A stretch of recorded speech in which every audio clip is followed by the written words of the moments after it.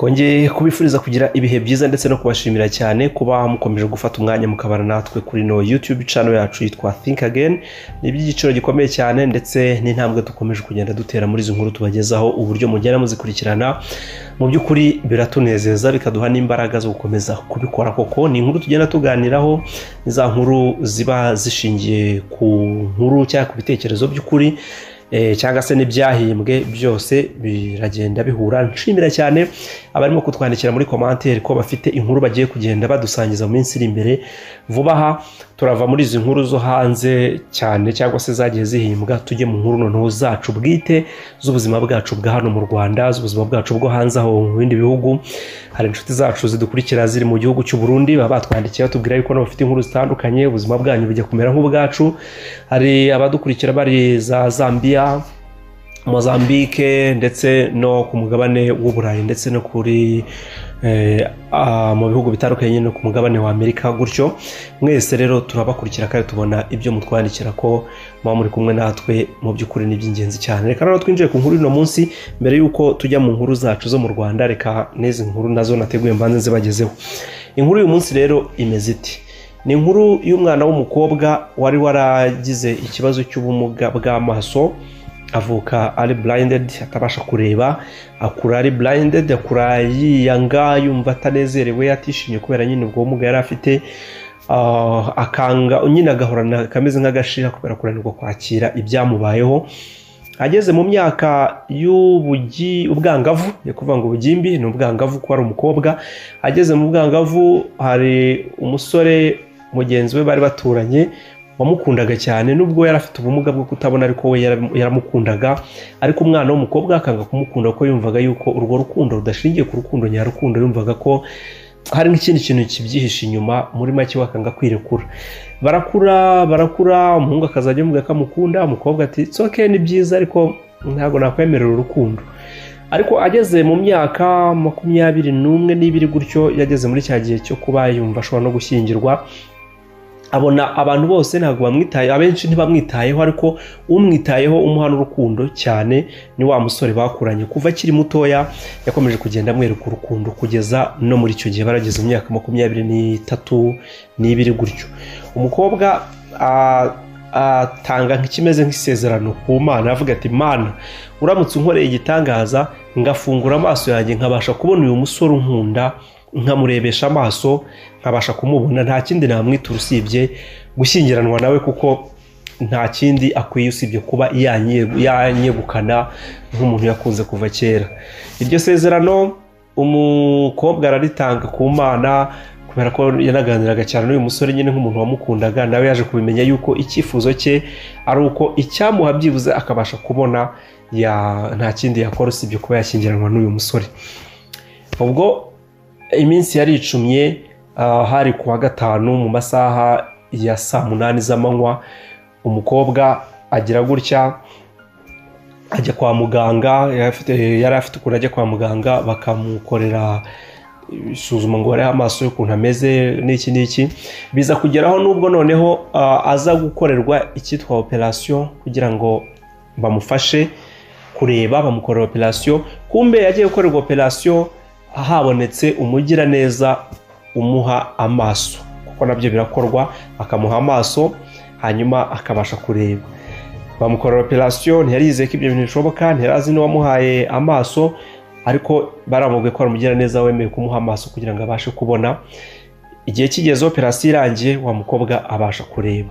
Arangije arataha. Ageze mu rugo, iyo yari inkuru ishyushye, yari inkuru yakataraboneka kuri we, imiryango bishimye. Yumva nta kindi kintu yakora usibye kuba yajya kureba wa muhungu wamukunze kuva kera, akamubwira yuko none munsi yabashije kubona yuko ari umugira neza wamuhaye amaso, akaba ari kubasha kureba. Arangije ageze kwa wa musore, ikintu cyamushokinze cyane kikanamubabaza cyane atari yarigeze anamenya na mbere, nuko yasanze wa musore nawe afite ubumuga bwo kutabona, nta maso afite, nyine yambaye amadarubindi atari kureba. Umukobwa biramutungura cyane, ahita avuga mu mutima, aravuga ati kumbe impamvu yankundaga nuko nawe yari afite ubumuga bwo kutabona. Yari yari yabonye nyine uwo bahuriye ku kigero kimwe ari kugira ngo amwiyegereze bari muri kategori imwe, kumbe ntabwo nta kindi cyari cyamuteye kunkunda nuko twari muri kategori imwe. Umukobwa rero kubyakira biramunanira, aravuga ati oya ntabwo bishoboka, ntabwo nabana n'uyu muhungu ufite ubumuga bwo kutabona. Ikigaragara nuko yari yankunze kubera ko turi ku rwego rumwe, ntabwo rwari urukundo ruri udafite icyo rushingiyeho. Aramwanga, maze umuhungu agahinda karamwica, arihangana. Umukobwa anasubira mu rugo iwabo yanarakaye cyane, avuga ati ntabwo ibintu byashoboka. Noneho umuhungu amwandikira ibaruwa ayiha abagomba kuyimushyira, imusanga mu rugo. Umukobwa arayifungura, akimara kuyifungura nawe yabaye shoke n'ibyari byanditse muri iyo baruwa. Hari handitsemo ijambo rimwe ryonyine, amubwiye ati naragukunze kuva kera, nta kindi kintu wasabye Imana yuko nubasha kubona uzankunda, none nanjye reka ngire icyo ngusaba, uzite ku maso yanjye neza ntazagire ikibazo ahura nacyo. Aho murumva uko ikintu cyari cyabaye. Ayo maso uwo mukobwa yari yashyizwemo yari amaso ya wa muhungu. Umuhungu yemeye kumuha amaso kugira ngo abashe kureba. Mu by'ukuri umukobwa ntabwo yari abizi yuko ari ay'uwo muhungu, nta nubwo ibyo bintu yarigeze abitekereza. Inkuru ifungirwa aho ngaho, ntabwo batwereka kwicuza k'uyu mukobwa, nta nubwo batwereka icyakurikiyeho hagati aho ngaho, ariko twe dushobora kwibaza ubu ngubu. Umukobwa yari amwanze kubera yuko atabona, amenye yuko amaso afite arayo yamuhaye kugira ngo abashe kumubona. Uyu mukobwa wakora iki? Uyu muhungu se wakora iki? Uyu mukobwa aramutse akugarukiye kugira ngo mubane, noneho hagize impuhwe kubera ko wamuhaye amaso, wabyemera? Yari yakwanze kubera ko utabona kandi waramukunze kandi atabona. Ese uyu mukobwa wakwisubiraho kubera ko umuhungu yaguhaye amaso ukajya kubana nawe atabona? Aho ngaho niho harimo question mark, kugira ngo twibaze ngo umuntu yakora iki, dukuremo n'isomo. Hagati ariko mbere yuko ngana ku musozo, hari ibintu byinshi tuba dukomplainingaho muri ubu buzima, ugasanga hari ubabajwe nuko wenda amaso ari kumurya atareba neza. Icyo gihe n'uzajya wumva bimeze gutyo, mbere yuko bigutwara ibitekerezo, simvuze ngo ujye uterera iyo, wakwivuza nibyo, ariko mbere yuko bigutwara ibitekerezo bigutere kwiheba no kwigunga, yewe yuko hari n'undi utabasha no guhunyeza.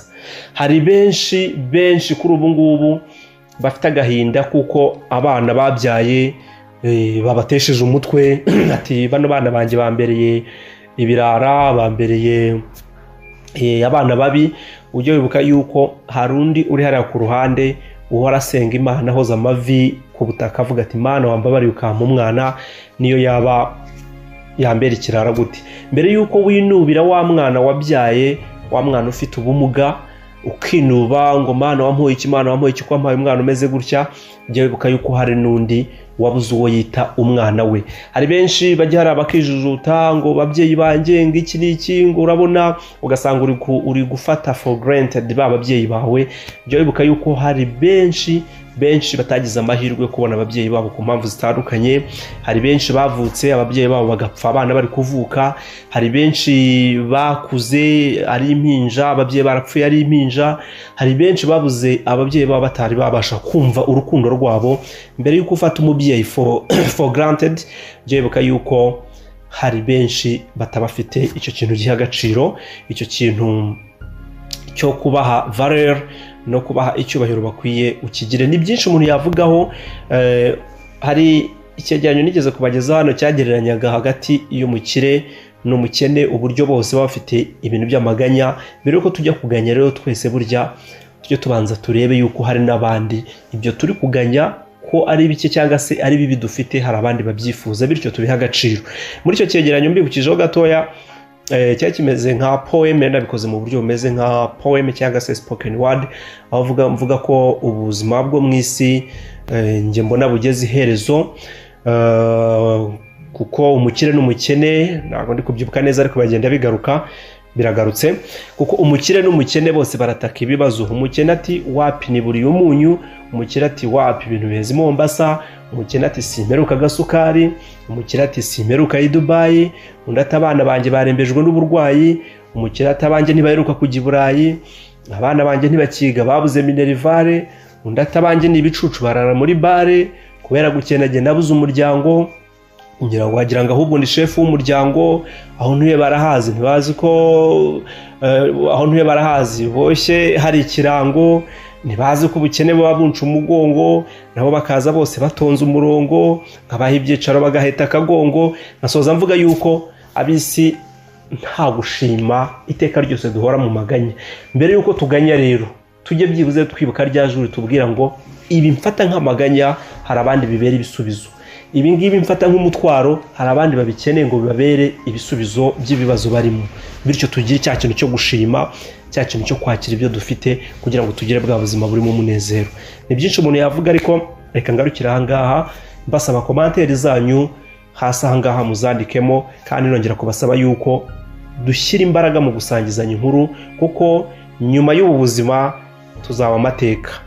Byaba bibabaje rero ubaye amateka adafite ahantu yanditse, byaba bibabaje ubaye amateka udafite icyo wahinduye mu mibereho y'abandi bantu, kandi byarashoboka gukoresheje amateka yawe ugahindura indi mibereho yawe, cyangwa ugakorera abandi amateka y'ahazaza binyuze mu mateka yawe. Icyo kintu tugitekerezeho, tugishyiremo imbaraga kuko ni ingenzi. Murakoze cyane.